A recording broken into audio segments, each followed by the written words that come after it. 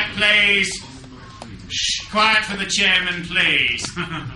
Now, in many of the speeches that I've given to the New Right since it commenced, the best part of 3 to 4 years ago, one of my roles, as a sort of culturally revisionist role, if you like, is to reinterpret and bring back from the past people who have been forgotten.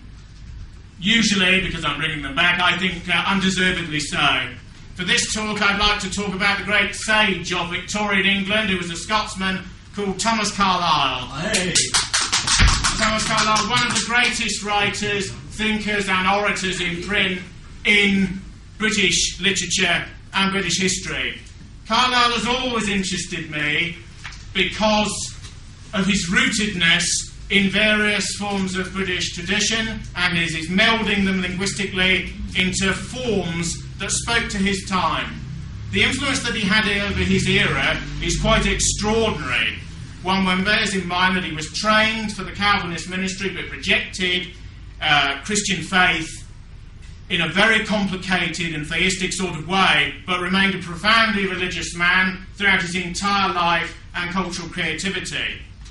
Carlyle in his early years didn't quite know what to do with his life. He thought about the Protestant priesthood, and he's rooted in the Protestant tradition in a very radical and transforming manner. He also thought about being a mathematics lecturer, and indeed was one for a short time. He then looked at literature and what he could contribute to literature, but he didn't like fictional and poetic forms neat. He wanted to write about philosophical and historical matters, but in a way that was transmuted with a sort of religious energy and an aesthetic zeal. After an early work in mathematics that still exists in an amended textbook form in the United States, he began a long exploration of the cultural channel in the West that was to open up for him his own sensibility, that in turn would ramify with his Scottish and Calvinist roots. And this was German literature and German philosophical and idealist literature from the early part to the middle part of the 19th century. It is not an exaggeration to say that he opened up the British and in turn the English mind to Germany and to Germanic culture in his era, to such a degree that his reputation suffered a great deal during the 20th century because of his Germanophile nature. He corresponded directly with Goethe. One of his slogans was, "Close your Byron and open your Goethe." He translated Wilhelm Meister, one of Goethe's novels. He translated 4 volumes of German literature that were published one after the other and that dealt with writers like Richter and with certain of the idealist schools such as Fichte and so on. In these writers, he saw a way to transliterate the spiritual yearnings that he felt in a way that could be communicated in a manner that could be understood and appreciated by his era. Born in some respects conceptually outside his era, like a seer and a prophet, he came in part to dominate it.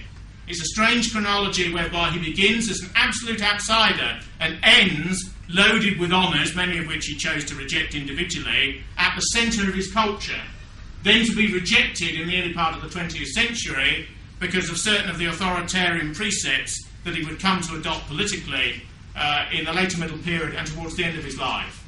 His first great literary work is The Philosophy of Clothes, or Sartor Resartus, which is designed as an exemplification of idealist thought, an introduction of what might be otherwise an obscure or arcane area to English and British audiences, listeners and readers. Don't forget, the number of people who could read fluently then was much smaller than now, and the tradition of one person reading to a group, the oral nature of literature, is extraordinarily important to Carlyle.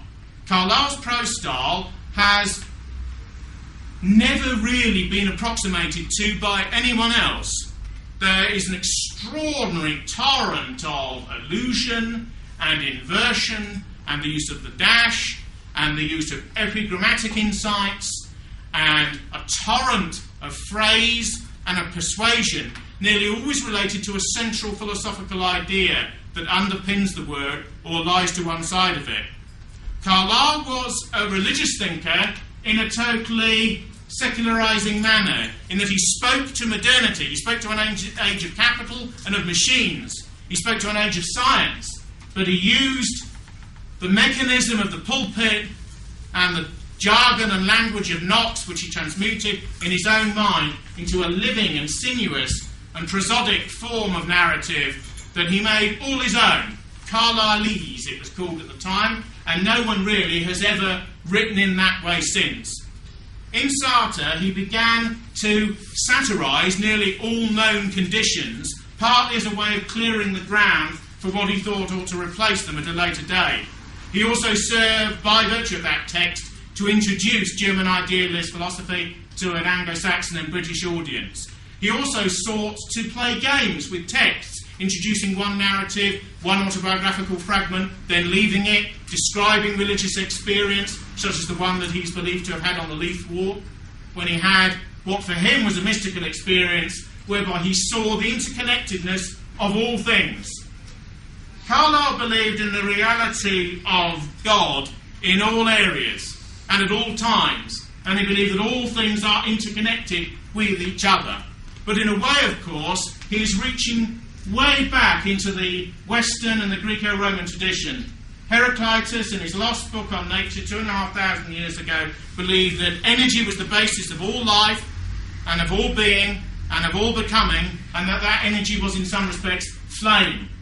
And the idea of the interconnectedness of all matter, and that which describes it, and that which psychologically alludes to it, and that which could be said by certain human values to be above it, was part of Carlyle's vision.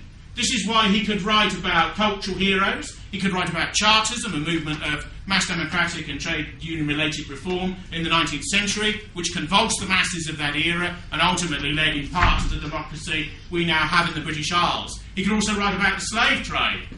His most controversial text in many ways, which is not reprinted in the Penguin condensed Carlyle, which people are very dubious about in certain respects. Laws have been passed, which means that even the title of that work I can't mention in a meeting like this. But suffice it to say, John Stuart Mill, his old friend and rival later on, wrote a riposte to it called The Negro Question. And so you can sort of adumbrate from that what Carlyle was saying and indeed what the title of that work was. Carlyle believed that life was hierarchical, but that hierarchy had to be based upon the principle of justice.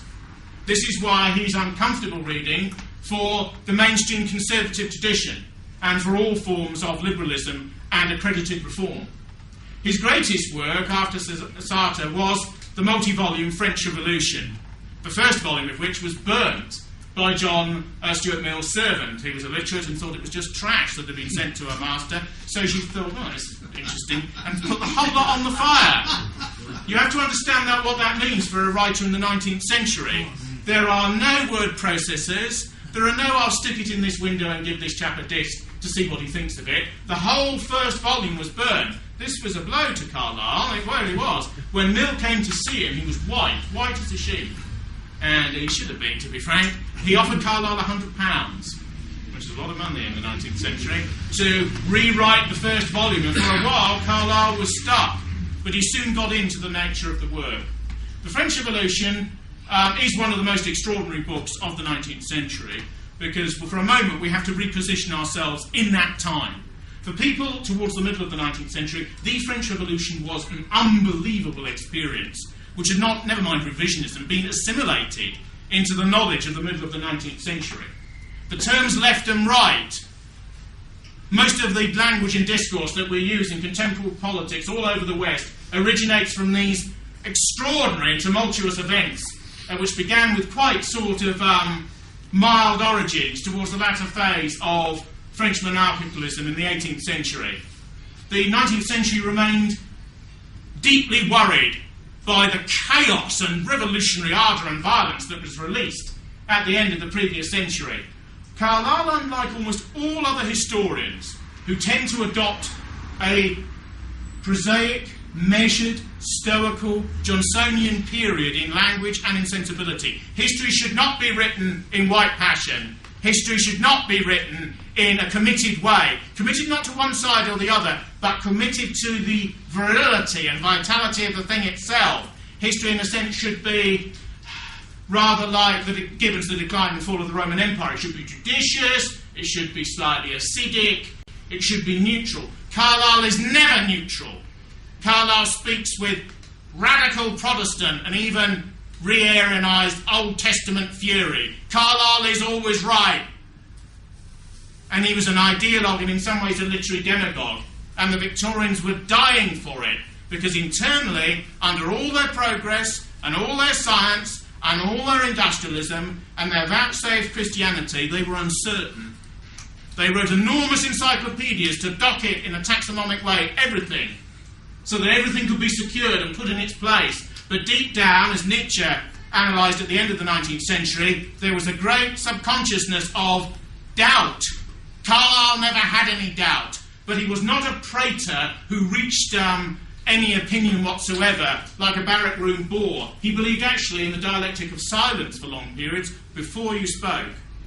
In the French Revolution, he believes that the Ancien regime was rotten and that divine judgment was given on France in relation to the revolutionary period, not a conservative or a sort of right-wing reactionary or monarchical viewpoint. There's a review in France called Rivarol, which dates from before the revolution and which later became submerged in the literature of Jean-Marie Le Pen's movement. And this is a sort of whitist or counter-revolutionary documentation that straddles 200 years. These are people who were to the right of the right before the concept of right was thought of. For those not entirely in the know, in the French Revolution, when you formed an assembly, the centre would be the chairman and those who were stood in the middle or sat in the middle. Those to the right of them were those who wanted to conserve the status quo that revolutionary change had reached. Not the status quo and not the prior monarchical arrangement, but the status quo that the revolutionary spasms had reached. Those who were to the left of the chair, the destructive side, as Carlyle calls them, wanted reform. All our terminology of left and right, even though they relate to certain metaphysical and occultistic ideas that predate modernity, nevertheless originates here.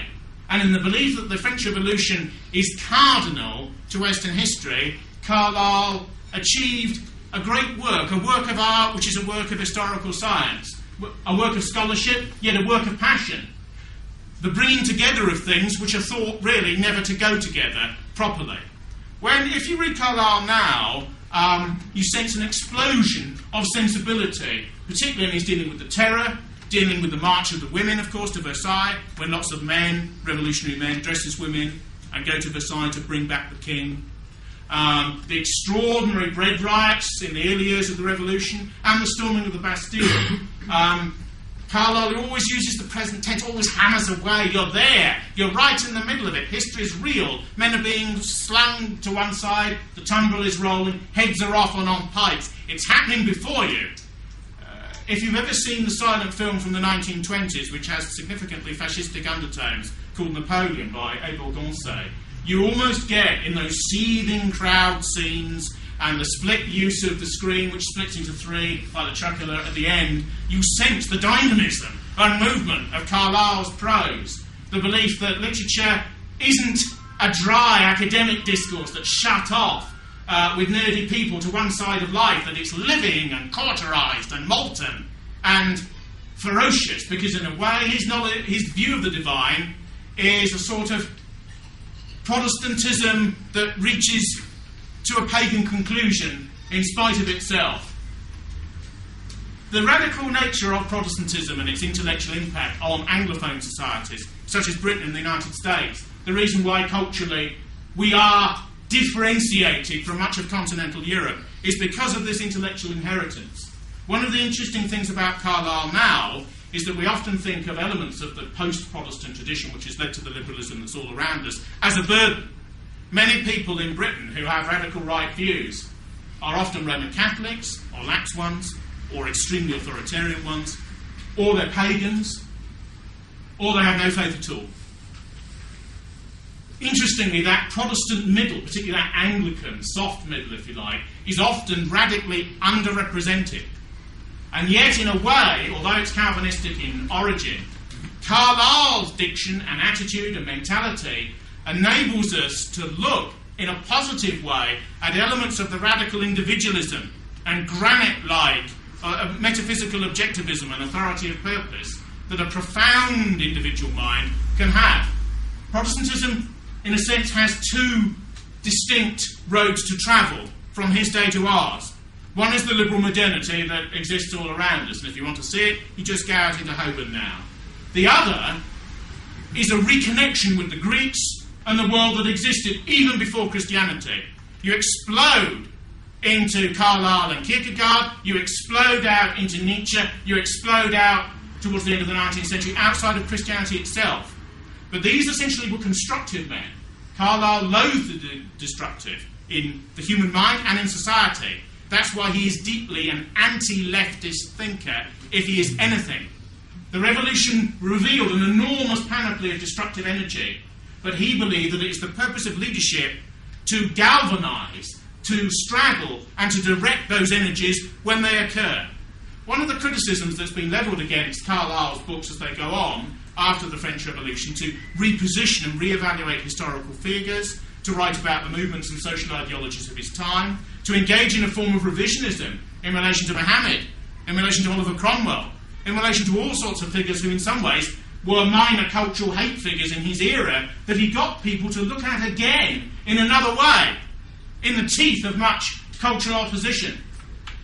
Gradually he split from many of his liberal friends, such as John Stuart Mill, with endless denunciations of utilitarian, as he called it. One of Carlyle's great strengths is his belief that language is a new thing. You don't necessarily go against the order of grammar, but a genius reinvents in the crucible of creation. He developed more words, more neologisms than almost anyone in his time. He also, in his book about slavery, pointed out that half of the white children who lived in Britain at that time died before they were 5. And yet moralists and idealists, many of them factory owners, were concerned about the West Indies. In some ways, that tactic of textual refusal and aggression is part of an old Tory satirical tradition.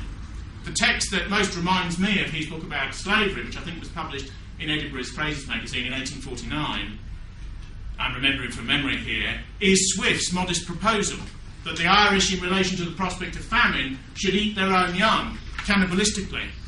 That is often interpreted in a literal-minded way, when, of course, these thinkers are often extreme and metaphorical and wish to throw ideas upon a canvas in order to bring things out more starkly and with greater aesthetic virility.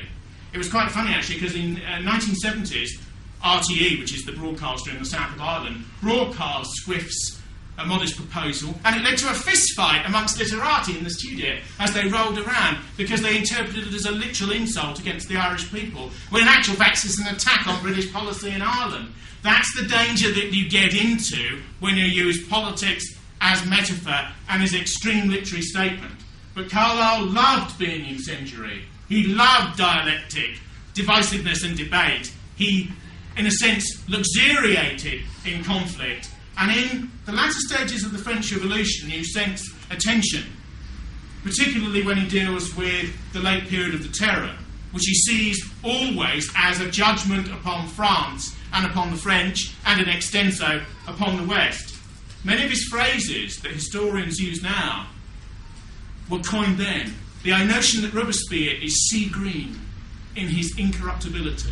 When Robespierre was dragged to the guillotine with a smashed mouth and with his brother in tow, and with the other terrorists with him, the terroristic adolescent Saint-Just, the crippled Couthon who wanted to guillotine everyone else, and when they were all dragged by the Thermidorian reaction to the scaffold, the tumbrils were beating, Robespierre went under the guillotine, the mobs that had cheered the ones that he'd done down, including his own revolutionary colleagues, Camille Desmoulins, slightly to the right of Robespierre's factions, the Hébertists at the Paris Commune or Town Hall, slightly to the left. Carlyle is there as real novelistic presence in history. Contemporary academicism, which in a strange way, because of various postmodern ideas which have been current in the West for the last 30 years, now elevates Carlyle to a new status, have always feared his partiality, the fact that there is no neutrality in his view of creation, because he believes that all creation is divine, that it is all interconnected, and that it all has a meaning and purpose. The problem, as Nietzsche would have pointed out later, is perspectivalism. It may all have a meaning and purpose, but almost each coherent and literate historian will attribute a different one to it.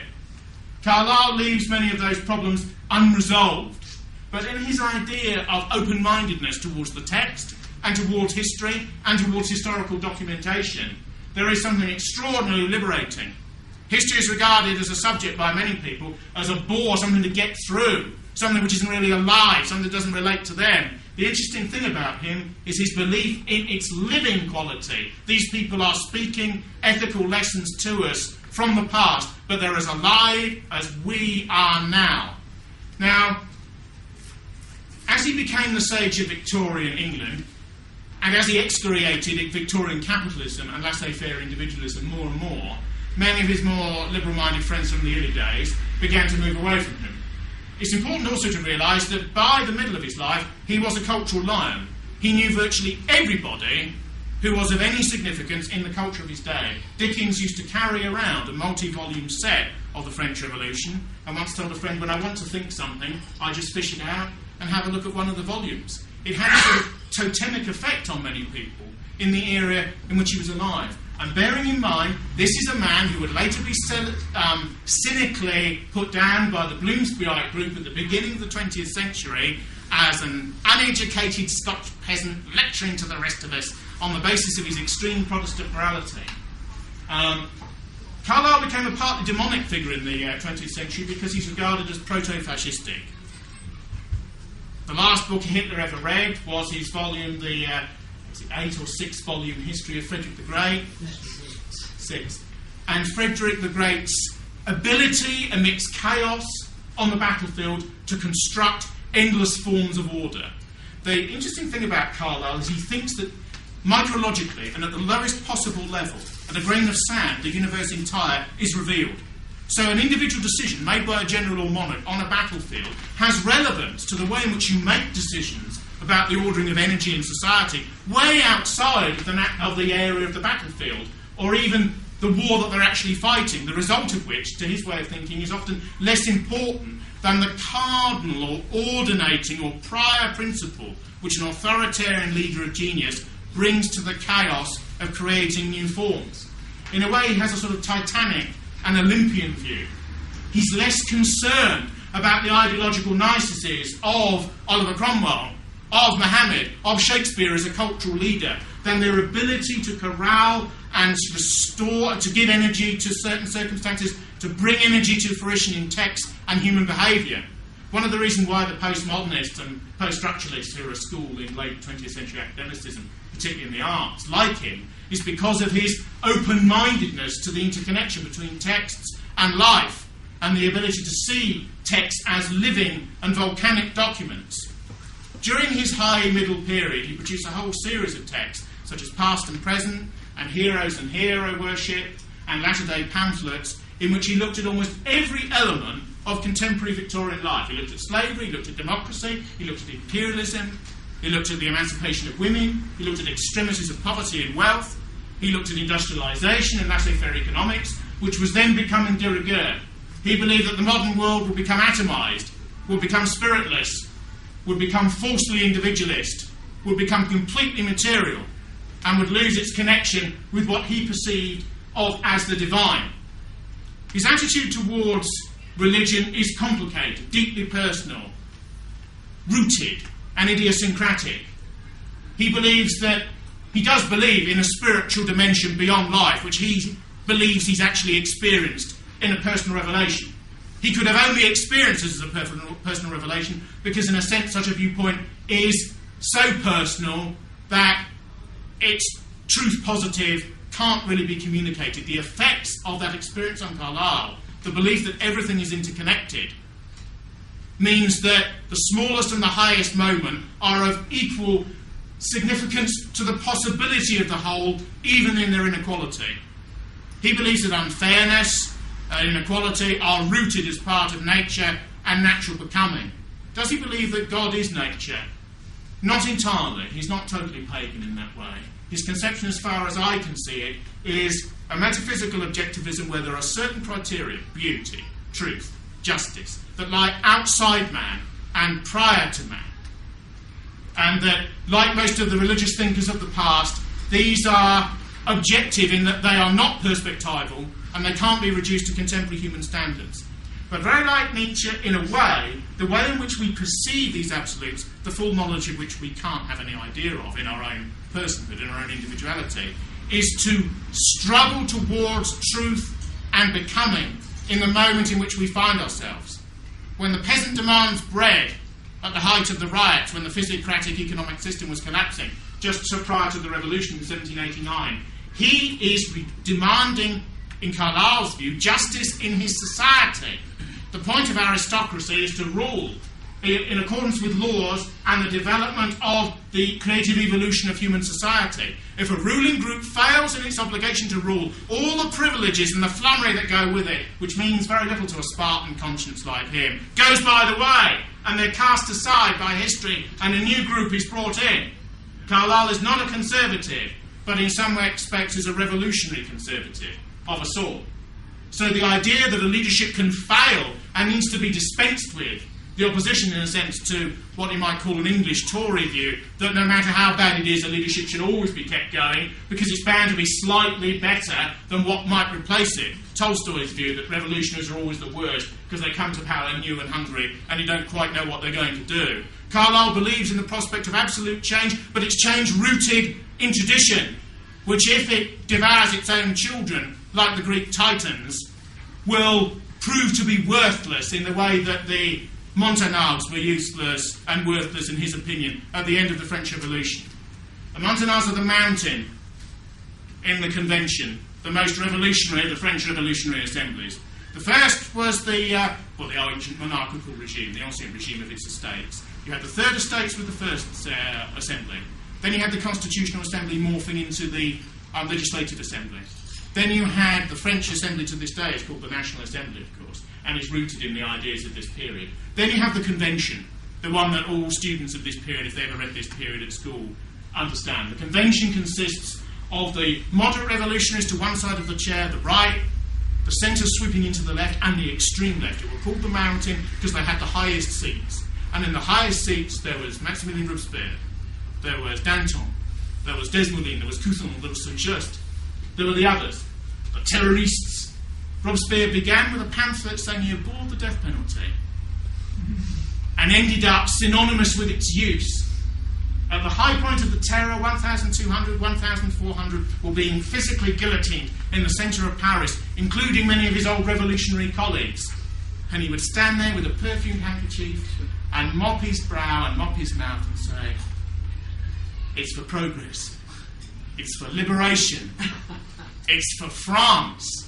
Because don't forget, many of the forms of extreme leftism that existed at that time were infused with nationalism and with national power. Until the middle of the 19th century, certain liberal ideas and nationalism, of course, went together against traditional, conservative, monarchical forms of order.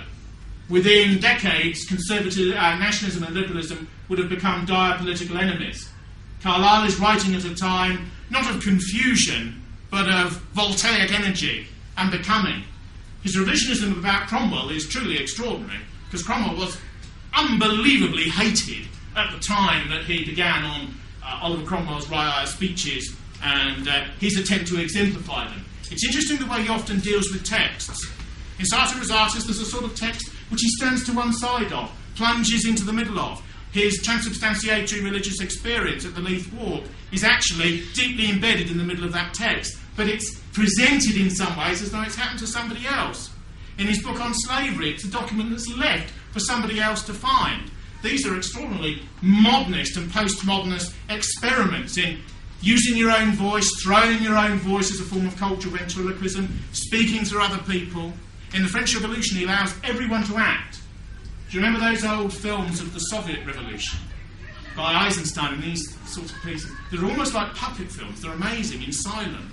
So you have the masses speak and they wave their fists in the air and then they run in one direction. On battleship Potemkin, the soldiers run in another area and so on. It's almost as if there's an attempt to make Marxist theory and the idea of historical progress real at the point at which masses move and act.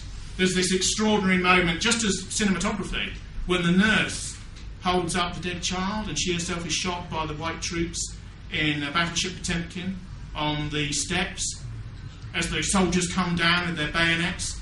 And I always sense there is something pre-cinematic about Carlyle's writing about history. Now, in the repositioning of Cromwell, he He's not concerned about certain ideological matters that might interest people here about Cromwell. He's interested in the idea of a man, particularly comes out of the extreme Protestant dispensation, an Englishman, of course, an English revolutionary, who changes the reality of his society and his time through an act of will, and does so in relation to foregrounded moral ideas. Political action which is not based upon personal conviction, to Carlyle, is always worthless and better not to try. Now, as his career goes on, he becomes more of a sage, more looked to, more hostile to the extreme forms of capitalism that are developing all around him in England. One of the most extraordinary things about him, although Dickens does it as well to a degree, is he's so aware of the raw energy of England then. Like China now, pollution everywhere, exploitation everywhere, enormous amounts of wealth everywhere, extreme poverty everywhere. The radicalism of that society and the sort of striving and creation of gold out of the ground and new classes of men, tough-faced men from the north of England and elsewhere who were titans. Theodore Dreiser wrote a book in the early part of the 20th century in America called The Titan, about these entrepreneur and factory owners who almost come from nothing and within one generation are sitting in Parliament, peers, calling the shots for the entire society and its empire. Carlyle was an imperialist, but he believed it should be based upon certain moralities of form. He was a nationalist in certain respects, and yet at the same time his feeling for nationality was very complex, aesthetic, very like Kipling's in Recessional in many ways. A profound, reactionary and yet rebellious spirit, whereby you looked at things, sought to meld them and move them in accordance with the energy of the hour, and always sought to find divine purpose in the actions of men. Where he found that there wasn't such, he moved away. Now, or he didn't give it cultural endorsement. It's a great talker, a great raconteur, a great celebrity in a period where celebrity meant something slightly different to what it means today. There's a famous incident in which a woman at a salon said to Carlyle, "I do believe, Mr. Carlyle," she said, "in the idea of the interconnectedness of the universe." And Carlyle rumbled in reply, "You'd better," in a Scotch accent, because he was quite a character. He was a sort of the most extraordinary religious and literary incendiary that this society produced in the 19th century. Now, towards the end of his life, he wanted to find one ruler in relation to the chaos of Victorian modernity who he could posit as a counterbalance and wait.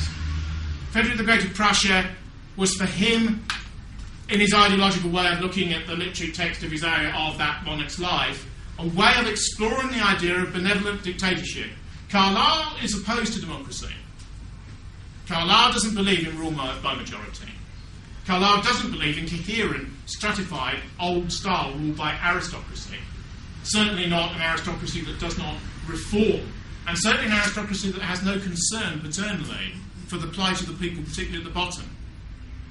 His sort of socialism, socialistic and solidarist beliefs are inegalitarian and always elitist, because morality and will and vigour and power comes from above to below in all areas of life. But those at the top have to be worthy of ruling those at the bottom. Otherwise, in his opinion, they will be judged by history. As he got older, he became, in contemporary terms, and in terms that he'd used himself, more and more right-wing. And he prefigures some of the authoritarian social movements of the 20th century, for whom, in many ways, he was an illuminating character. It's interesting to note that many of the great figures, Arnold, Ruskin, Morris, many of them alleged champions of the left. Many a faceless tower block called Morris Block or something was put up by old Labour in the 1960s and so on. Yet in many ways, these romantics, these socialists, these conceptual pre-Raphaelite types, these neo-medievalists, were actually looking back to past orders of social organicism. They weren't looking forward to the modern left. They were actually, in some ways, quasi-right-wing individuals who have been repositioned, falsely positioned, as neo-leftists in the early part of the 20th century. Carlyle is part of the authoritarian right-wing tradition. He's also a figure that uniquely can be used in British terms, in British circumstances. Many people who are just concentric to these islands wonder where our quote-unquote Nietzsche is, where our figure of indomitable literary power and glory might be, where our sort of a combination, if you like, of sort of Jack London and Nietzsche in certain respects, where our figure is. I, as a modest proposal of my own, unlike Swift's, would put forward the idea of Thomas Carlyle as a man who, in the translations of German idealism, in his book upon the philosophy of clothes, which rips them away and shreds utilitaria and demands a spiritual dimension to the complications of early 19th century life, to his analysis of the French Revolution as the climacteric of that period, of the period in which his sensibility was formed, in relation to his desire to even preserve the existence of slavery, whereby he looked back to the ancient world and analysed the enormous numbers of forms. Don't forget, serfdom in Russia wasn't abolished till the 1860s. The inequality and service takes in all forms of societies, ancient, modern, and medieval. In his attempt to explicate the medieval world, where he sees in a medieval abbot a sort of integratedness of life, a solemnity and a stoicism of purpose that moderns lack. The modern society for many is alienated, is broken down, is inorganic, is increasingly meaningless. The great thing about a lot of these 19th century sages is that they are talking to us. They are talking to what internally the modern West has become, even though they're 100, 150 years out of date, quote unquote. The interesting thing is the most advanced European intellectuals realised many of the crises that were going to come for our civilization long before it began to dawn on mass consciousness, that our old religion would collapse. That, as Nietzsche said at the end of the 19th century, that will be a liberation, certainly for certain elite spirits, but it'll also be a great burden for the majority, because it's left them bereft. It's left them with nothing. It's left them in the culture of the ruins and the ruins of culture. The extreme right in the 20th century was one of the formulations whereby we attempted to reconstitute certain of the hollowness that existed in the modernity which has come down to us. An extreme alliance of bedfellows who were completely at variance with each other, as their subsequent warfare showed, namely the ultra-capitalist, most Western powers of all, and communism, combined to destroy it. And we are, in some ways, culturally, amidst hyper-modernity, living in the ruins. But Carlyle's work, from his analysis of the stoicism and mental and moral and linguistic integration of a medieval abbot in comparison to a modern factory owner, to his hostility to modern democracy, where the masses are bought and sold shoddy packages and lied to perpetually by politicians who change their opinion in an instant, in parliaments that have little or no moral integrity and are based upon no philosophical precepts at all, in relation to an aesthetics and an architecture which even in his era he perceived as inferior to the past. He speaks to us now through his revolutionary energy, through his use of Protestant diction, for his respect for the individual.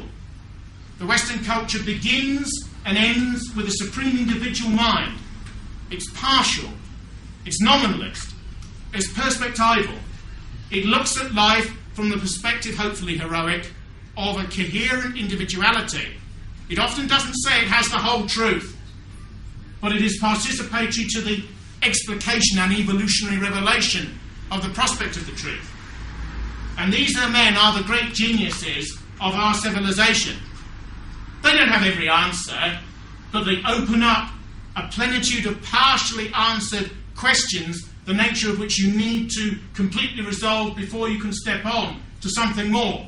All of our great thinkers are shooting arrows into the future, and Carlyle is one of them. 30 books, not including the reminiscences of his wife, Jane Carlyle, not including paraphernalia and the biography he never wanted to have written, not including the notes, apocrypha and letters. The enormous and Herculean energy to produce that in the teeth of much cultural opposition at the time. Don't forget, he was denouncing what liberal Victorian values were Industrialisation, ugliness, contempt for the environment, contempt for what he perceived to be the spiritual dimension of man. He's not concerned with suffering, because suffering can ennoble. But it's the meaning that's attributed to it, and the feeling that in industrialisation, the suffering of the masses have been rendered somehow meaningless. It's the sort of aesthetic squalor with its attendant moral bankruptcy which appalled him. He is a moralist, but the interesting thing about the great thinkers in our tradition is he's not a moraliser. He's not wagging his finger, he's excoriating. He's a sort of man on a mountain who is telling you what he thinks. At the end of Zarathustra, Nietzsche says, the Persian sage of old comes down from the mountain and walks in the valleys prior to going up into the mountains again. Why does he choose Zarathustra? Because he's a dualist, and because Nietzsche wants to overcome dualism. So he uses one of its oldest Aryan spokesmen to overcome that particular rigidity in thought. Zarathustra has two pets, a snake and an eagle. And the eagle is courage, and the snake, sometimes a synonym for sexuality, in most cultures stands for knowledge. Knowledge and courage. What does a man need in this life but knowledge and courage? And then he goes out into the morning to experience a great noontide. Not the end of the day, not the sorrow and the tiredness of the dark, not yet the beginning, but the noontide when the sun is up and life is golden and there is a future. And many of our great thinkers contribute step by step to the nature of that future. All of Carlyle's texts now exist on the internet, in other forms. There are American paperback editions of nearly all of them bound together, from the translation of the Germanic idealists through to an analysis of John Knox and the Norwegian kings, through to his analysis of the people that he knew in his own life, to his own personal relationships, and to the nature of the French Revolution. An extraordinary text. When I did A-level history, you were taught Saboul, who's a Trotskyist, and you were taught Lefebvre, who's a Marxist, and you were taught Jaurès, who's a 19th century socialist. Occasionally some conservative Burke, or whatever he was called, would be allowed in to sort of wave a sort of white flag for the Ancien regime before being silenced. But no one ever even mentioned Carlyle and his revolutionary and impressionistic work, The French Revolution. It exists in paperback in the Cambridge University Press, in the Oxford University Press Classics. Sartre does as well. All of the books are available. There's an excellent hardback bibliography by that uniquely American school of the sort of Oxford University Press, where a German-American scholar with extraordinary refinement and passionate attention to detail details every book that was ever published under Carlyle's name and or in print in the 19th century. This work is all available, and it's heroic and vitalist literature. He's too opinionated for anyone to agree with, and he's the sort of person that you will occasionally read and you will want to throw the book across the room. But that doesn't matter, because he wants that response. He would prefer radical negation than indifference, because in his way of looking at things pantheistically up to a point, indifference is the worst form of hatred. So I give, as an Englishman, the great Scottish genius, Thomas Carlyle. Read him and no more. Thank you very much.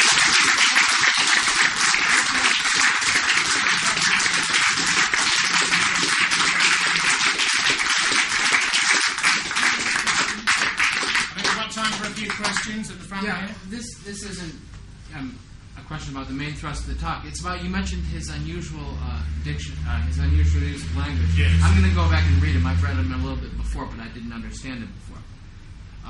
But the use of the dash, there are two other writers that I'm very interested in who I know to be connected with each other who use the dash. Two other geniuses in the English language. And one was Sterne, Lawrence Sterne. Yes. And who I can't see Carlyle having liked after that talk.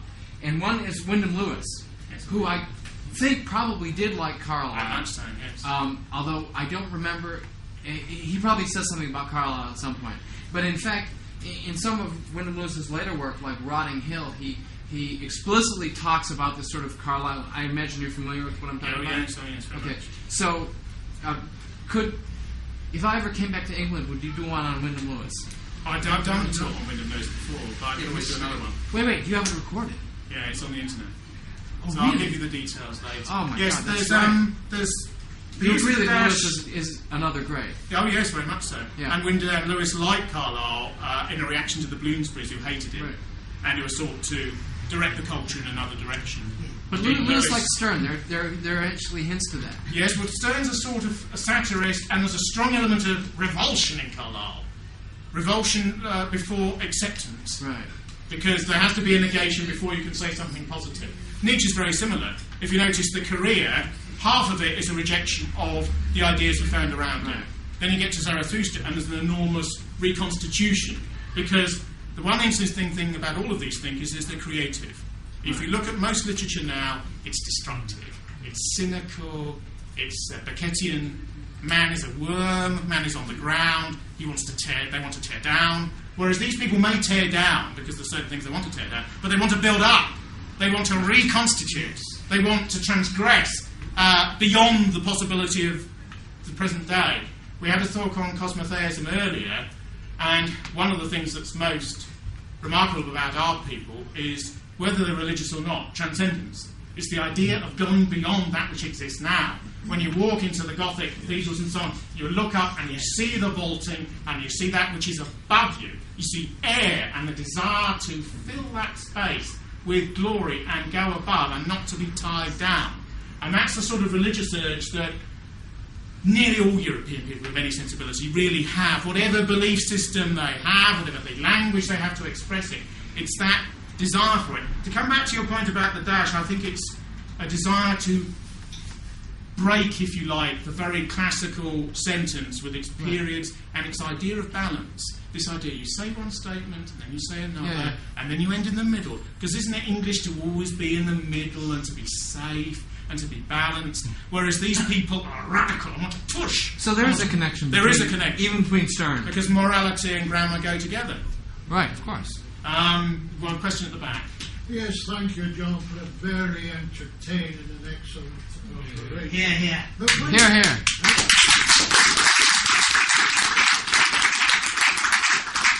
Keep me awake because I hear every word you say. But That's good. what I want to say, John, is this. But when you come to a sense of English word, you can always use the French. Yes. Yeah. Yes. Yeah, the word you didn't want to say, I just can't figure what it could be. I mean, this is a problem what I that's... say, because it's instantaneous. It's a problem I can't figure. The forbidden title, I think. Yes, yes. It's so a you word- create a bigger problem for yourself by saying that word, perhaps? in a political meeting, yes. It's a word that rap artists, in quotation marks, use all the time. Begins with N and ends with R.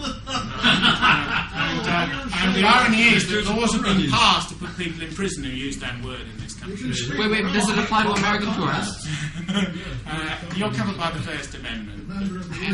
Here? Are we not allowed to be today the nigger of the Narcissus? Oh, I know, but I noticed... Well, let's put it this way. There's a film which, of course, celebrates the Allies in the Second World War, and it's called The Dam Busters. That's right. Yeah. And one of the officers has a dog, Yeah. which is of a certain colour. Labrador. And the BBC, in their wisdom, in the state broadcaster in Britain, in the last couple of years, you can syncopate the signal. So he doesn't call his dog what he calls it. He says, here he is. And the dog comes along with a ball, and he says, it's... with a ball. Because they don't even believe people can hear the word when everyone knows what the word is. And there's hundreds of rap bands on the internet who are chuckling out the words 9 to the dozen. But the interesting thing about that text is Carlyle knew it would create enormous problems, even in that era, when he backed the governor of Jamaica over putting down riots there, Air, when he backed, and John Stuart Mill formed a committee to have him arrested and tried. The beginning of this idea that war crimes are done and you must try people after the fact in emergency situations, all of these things which come to fruition in the wars of the 20th century have their precursors in earlier liberal orders. Don't forget, liberalism was once a minority position. They once used to meet in semi-secret. They had little handshakes for each other. As opposed to, of course, when we come to power, we'll try people in advance. Yes. one more question, bearing in mind the finitude of the room. Just that in my account, the several mentions of Carlyle. Yes. I had a high regard for Carlyle. What would Carlyle's view of it be if he was alive today?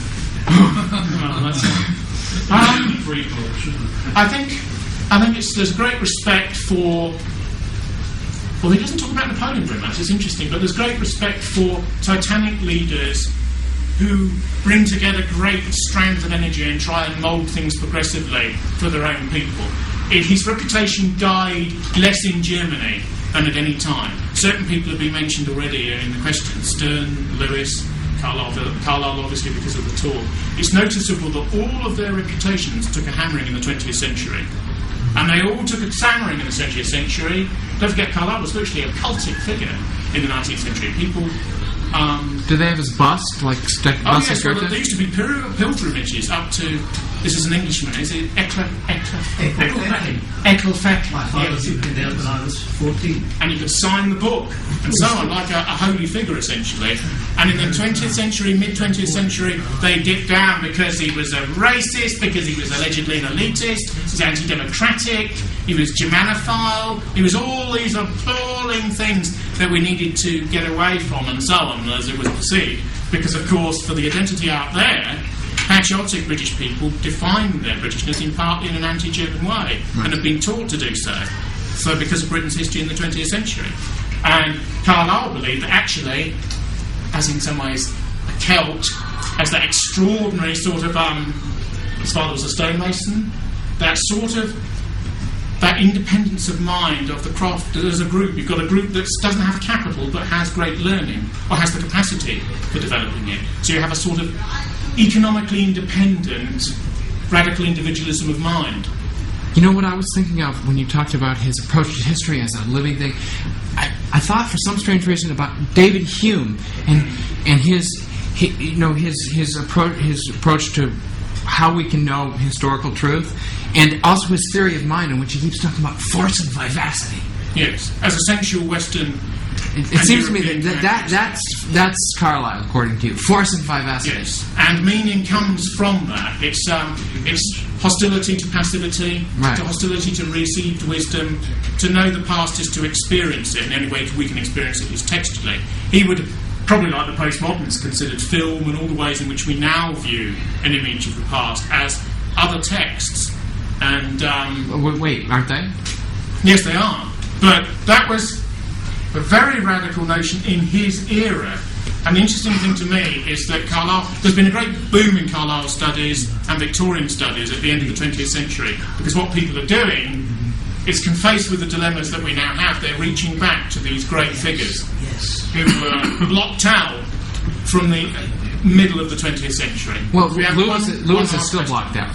Pretty much. Although, for those who are interested, an exhibition of all of his portraits begins tomorrow at the National Portrait Gallery in Trafalgar Square. Wait. Okay, I have to go. You didn't finish One last question, Tony. You didn't finish the gentleman's question that he asked you. You diverse. His view on, like Frederick the Great, his view on Hamilton. In the end, one can't know, but he would have probably considered him to be a great leader in the European tradition, which is a blasphemous view now. Let's face it, the most blasphemous view of all. I gather a waxworks to swords of Hitler is being produced now, which is going on show this other week. Someone tore the head off. No, it was vandalised today. Really? Yeah, somebody ripped the head off. Besides, they made him look old. They did him in the bunker. He's all broken down. Oh, yes. That was... It's sort of, I think a German Jewish civic leader said on Thursday in the Times, as long as it demystifies him, we're in favour. So, of that to sort exhibit. Can I just point out that Wyndham Lewis wrote a book on Hitler? Yes. Oh, yes, he did. His letters to and from Ezra Pound have been edited by Homer Pound, Ezra's sons. Ezra's son is Homer Pound.